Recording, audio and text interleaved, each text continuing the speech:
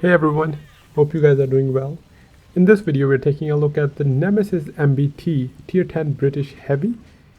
It was released a couple of weeks ago and within a week it received the armor buff. Most of the changes was buff to turret as well as hull except one change where the lower plate was nerfed. Besides that, there were multiple panels that were buffed just because the tank was not performing well, and that was within a week as well. Most of the time they need at least 2 weeks of data to evaluate how a tank is performing. However, we have seen in the past, as this is not the first tank that was buffed, within a week there was Nemesis, the Warhammer tank destroyer, that was also buffed. And when the tank first came out, I did release a video. It was not a voiceover. However, the title was, "This is the worst British heavy tank," and it was at the time. And after the buff, did it make any difference? Well, the buff didn't help. That's not what the tank is. So traditionally this tank was a tier 8 medium, so it was a medium on PC. But on console when it arrived, they buffed the tier to 10 as well as made it a heavy tank, buffed its stats. But when the way the tank was designed, it is actually a medium tank, and I'll tell you why. First, the tank has 10-degree gun depression on paper, but that gun depression is only when you're looking straight. Like when your turret is straight, even if you move 1 degree to the right, the gun depression starts reducing until you hit your track, and that's where it is 7. So it is, you can't play this tank similar to how you play Chieftain or Valor, because they have flat 10 degrees in front as well as in the side. However, this tank, the 10 degrees of gun depression is just as only if you're looking straight. After that, it just reduced, and then the side there's 7 degrees. And for a tank to work, for a heavy tank to work, you either have to have 2 options. First, a tank should have gun depression, like 10 degrees. We see Chieftain Valor, where you can just go hull down, and your hull is not very strong. In other cases, you have a strong hull as well as good turret, even if you don't have gun depression. For example, IS-7, IS-4. So they don't have 10 degrees, they have like 6 degrees. And then we have E5, which is a mixture of gun depression as well as hull. But this tank is very, very awkward to play because it does not have gun depression. 10 degree is not correct, because most of the time, for example, even if you're looking at me right now, I'm side peeking, right? My turret is onto the side. So I'm just playing with a 7, and 95% of the time you will be playing at 7 degrees of gun depression, and the hull is very weak, so you can't just play on a flat ground. You have to play on a ridge, and 7 degrees is not enough. The tank should have been a medium. It was a medium on PC, and it should have stayed a medium even though it was added as a tier 10, which is fine. And the reason I say that, because mediums have camo, so as long as you're not spotted, you can still shoot people. You get free shots, but this is not the case with this tank. As it's a heavy, you're always spotted, and so you have to make the best out of this tank. At least for me, I was unable to brawl with this tank. I tried multiple times. It just doesn't work. Like I don't have a hull, plus the 7 degrees of gun depression. I'm just getting outplayed by every other tier 10 that I came across. So, but if the tank was medium, I could have played the red line or the support role, because I would have been able to stay unspotted. So in my opinion, the buff that was given to this tank should have been a class change buff. And since we didn't get that, I decided to go ahead and change my build to use a medium tank crew. I put a Death Star crew in it, which I had, and added camo net as well, and made it the crew and equipment are identical to what I use in a medium tank. So I'm running loader, camo net, and optics, as well as, this sounds crazy, but I have a camo skill as well as silent driving on this tank, because the base camo of this tank is not as bad. It seems like it's the same what PC had. The camo was never changed, and it has one of the better camos in the game for a heavy tank.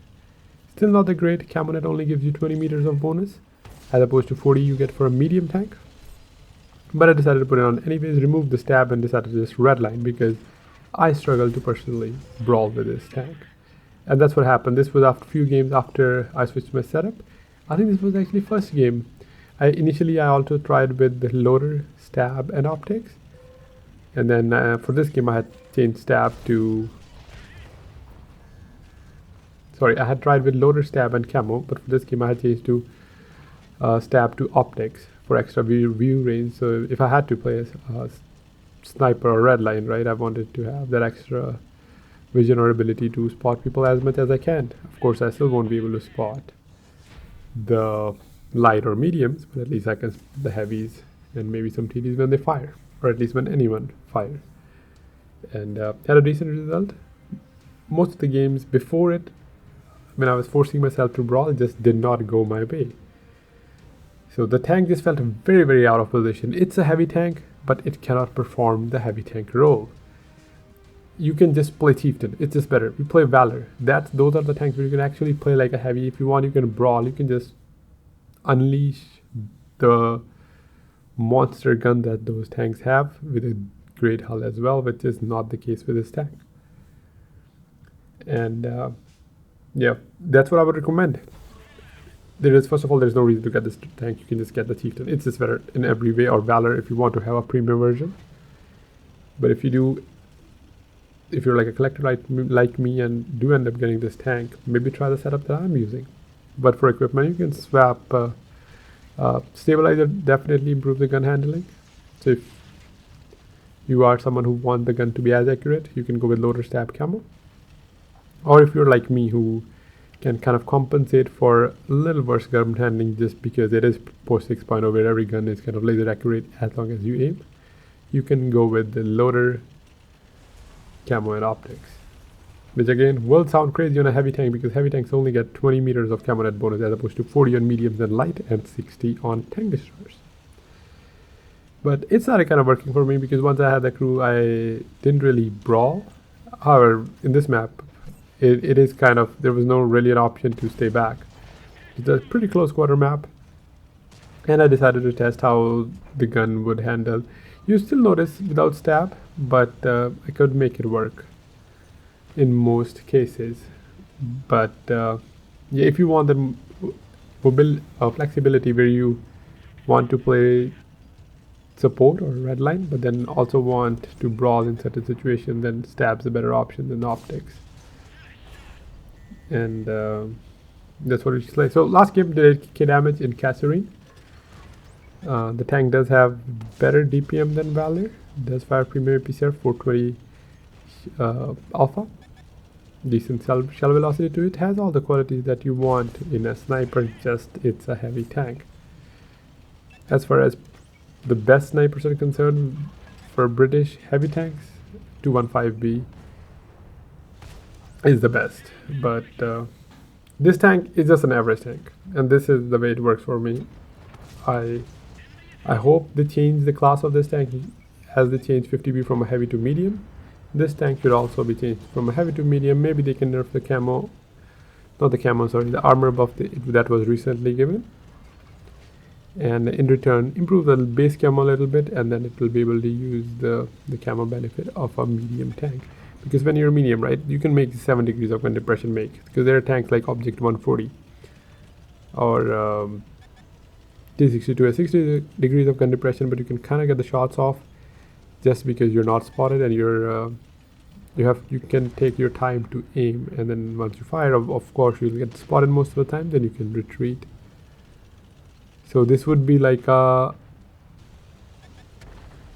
different Action 10. Also, the turret seems to all like get penned in the turret cheek.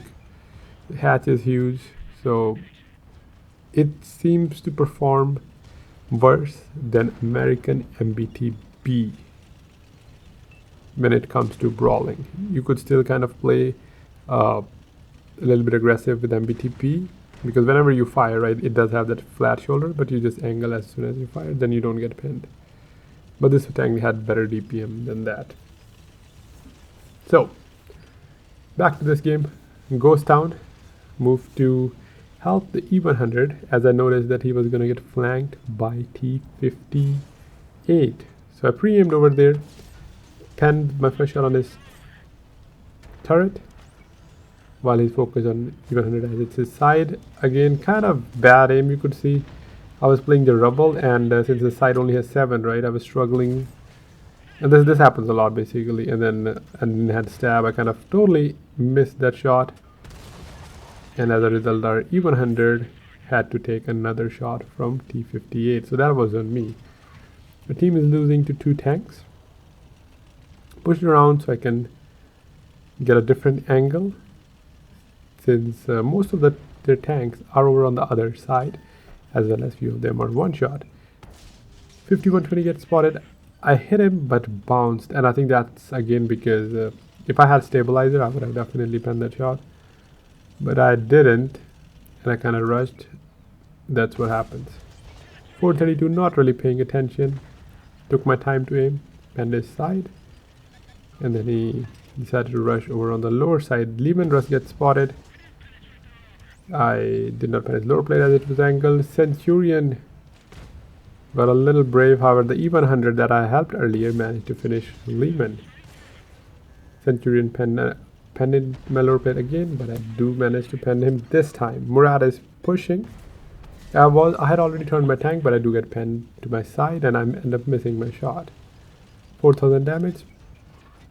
5120 spotted and again rushed my shot. No stab, missed my shot as well. And if I hadn't missed my shot, the game would have been a lot easier. I was almost missed the shot as well as I backed up. Was panicking a little bit because Murat is reloading. He knows where I am and probably thinking about rushing me. 5120 decided to retreat, allowing me to push Murat, and I wanted to get one shot into him before he ambushed me, and that's what happened. He was coming, but I managed to get there just in time, took a shot from him. However, he is dragged now, side scrape a bit, bounced the shot from him, and at 5000 damage, and Murat is down. Score is 3-5. E100 is still holding the corner, playing very well. Centurion 7 was about to flank, put a shot into him, dragged him, and now his one shot as well. The problem is the E6 was full health, IS3 is one shot, 432 is one shot, our E100 is also one shot. There's a lot of one shots, and I am potentially a 2 shot. I know there's the Centurion retreating, so I decided to push him, take him out of the game, since I can't really push E6. He has full health and hull down. E100 is holding, but E100 goes down, and now it's 2v5. Our Centaur do end up killing 432, 2v4. 5120 wasn't really paying attention, so I managed to kill him. And the IS-3 too, also, he probably saw where I was, sideways peek, and able to take him out of the game as well. Centurion 7-1 is now coming in with also side peek, and he goes back to the garage as well, and now it's me and E6, and I hope probably he's coming from this side, and he did. RBRT, he had heat loaded, he bounced. I also RBRT with pen since I had APCR, and I'm kind of angling my hull to bounce the shot, and he bounced again while I managed to pen. So it's a battle of RBRT. I penned him 3 times and he bounced me 3 times as well. Now I only have to pen him 3 more times. I pen him, but he also managed to pen him for the first time, and now I'm down to 1 shot, and he was at an angle. I tried to increase the height of my tank, however he rotated and ended up penning me. He was also down to less than 100 damage, and there was a chance to win, but nonetheless still a great game. Almost had a comeback, but it happens. So that's it for this video. Let me know what you think about the tank, and if you agree with what I said. I'll catch you in the next one. Have a great rest of your day.